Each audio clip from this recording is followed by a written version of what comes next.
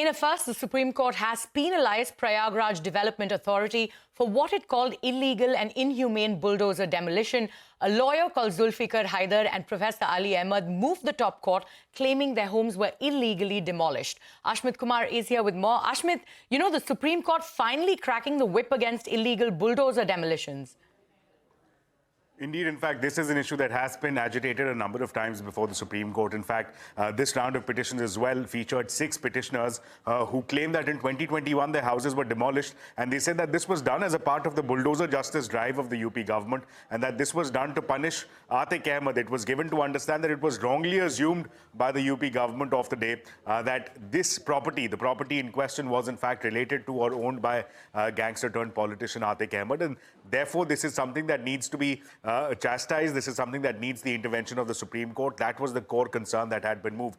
The Supreme Court, as a part of these proceedings, made some very stern observations. Number one, it said that this is completely inhumane, that this is completely insensitive to the location, to the sensitivities of the people, that this is illegal, this is arbitrary in nature. In fact, the Supreme Court went on to say that it has shocked to learn that this was in fact a residential property, not a commercial property. Also going on to say that this has shocked their conscience, and because it is a violation of the fundamental right under Article 21, which is the right to shelter, and that this is something that needs to be condemned. And therefore, the Supreme Court unequivocally stating that this shall invite the condemnation of the court, and that it will take it a step further in asking the Prayagraj Development Authority to cough up a sum of 10 lakh rupees for each of the 6 persons concerned. And with this, a final word of warning coming in for the Prayagraj Development Authority as well as for the state government, that they should pay heed to the 2024 judgment where the Supreme Court had prescribed various safeguards.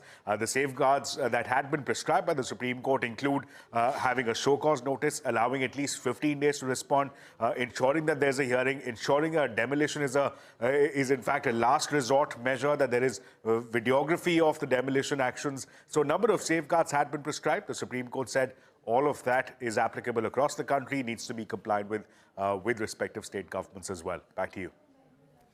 All right, Ashmit, thank you so much for taking us through those details. Now, from new tax slabs